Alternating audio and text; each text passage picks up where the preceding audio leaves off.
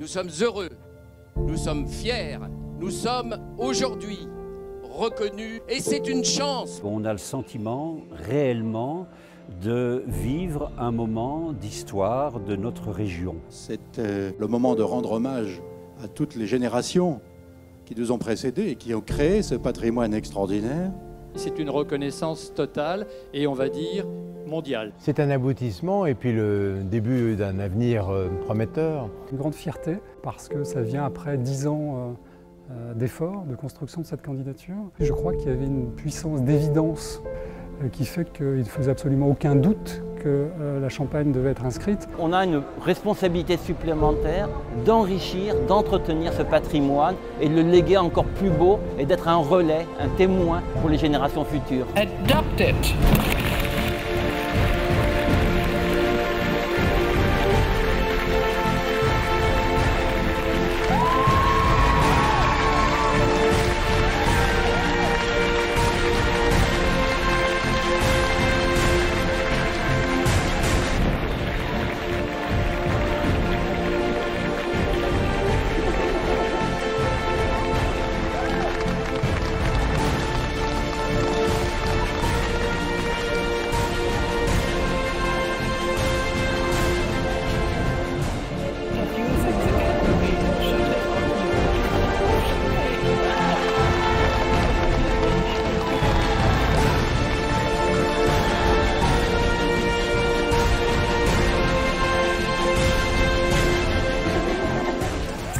Jour pour la France ce soir.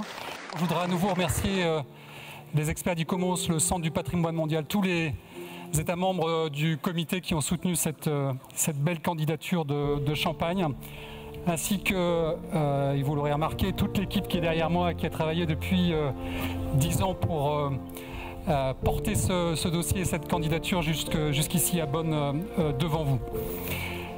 Jusqu'à présent, le monde entier, je crois, connaissait le Champagne. Et je crois qu'à partir d'aujourd'hui, et grâce à vous, le monde entier connaîtra la Champagne.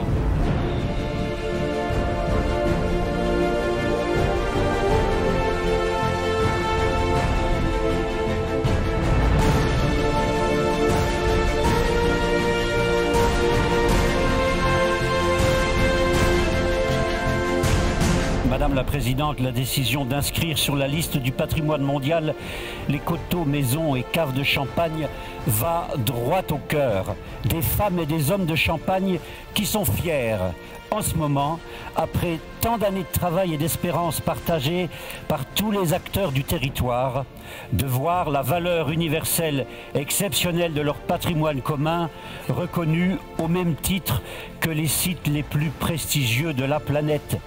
Ils vous en expriment leur gratitude et vous apportent leur engagement total à contribuer en retour au succès de l'UNESCO pour faire grandir l'humanité.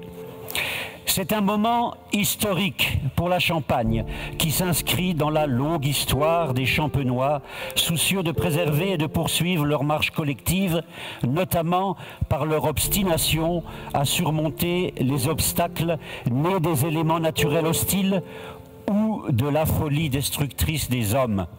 L'image symbolique du Champagne vint de la célébration, de la réconciliation, du bonheur et de la paix, confère à cette décision d'inscription une dimension toute particulière qui dépasse la simple ambition de préservation d'un bien, fût-il exceptionnel. L'actualité, nous l'avons vu, nous confirme malheureusement que même notre patrimoine le plus emblématique n'est pas à l'abri des pires destructions. Tel a été, jusqu'à un passé récent, le destin de la Champagne, où périodiquement toutes les armées du monde sont venues régler leurs comptes. Elle s'en est toujours relevée. C'est aussi cette dimension de la renaissance et de la fraternité entre les peuples que l'UNESCO a voulu distinguer dans un formidable message d'espoir. Oui, à l'image du Champagne qui célèbre la fraternité, l'harmonie des peuples est pour l'humanité une valeur universelle fondamentale. Oui, être inscrit au patrimoine mondial est une grande chance pour la Champagne de participer au rapprochement des peuples par la culture. Oui. Oui, tout simplement.